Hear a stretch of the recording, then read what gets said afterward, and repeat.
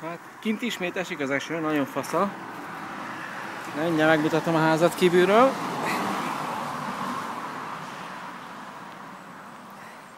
Pici ház, neve Laportel, az ott az én szobám, az ott a nappali, az ott a szomszéd, meg a másik ajtó.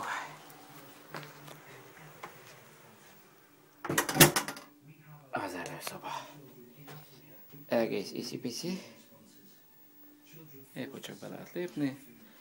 A lépcső fölvezet jobbra a Feró szobája, balra a Dudiék hálója. Oda nem megyünk most föl. Ellenben az én szobám. Gyönyörű függöny. Gépem. Két komoly székszekrény. Ezek a ruhásszekrények most.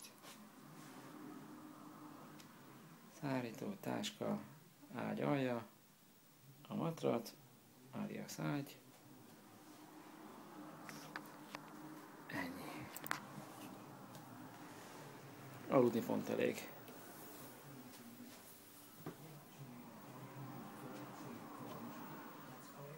Oké.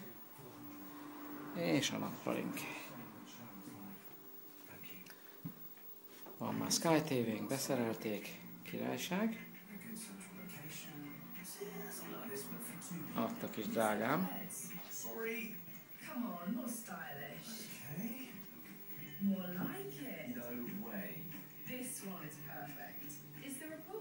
Van kandallónk, nem használjuk.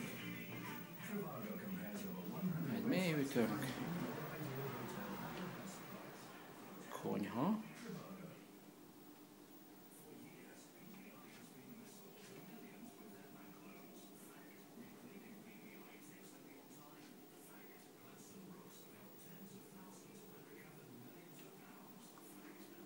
Hátul a kis kert. Balra. Ami látszik, nem látszik. Látszik az a mosókonyha. Egy kis előtér.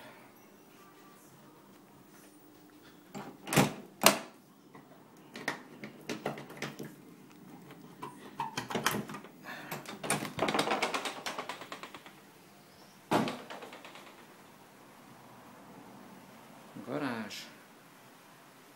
Ez itt a kert. Ezt majd még rendbe kell tenni.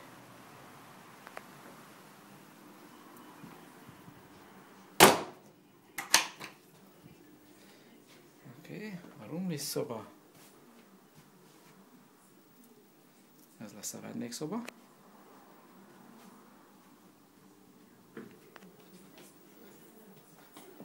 És a fürdőszoba.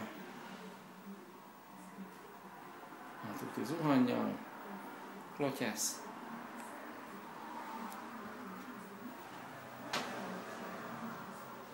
És a szuper kapcsolórendszer.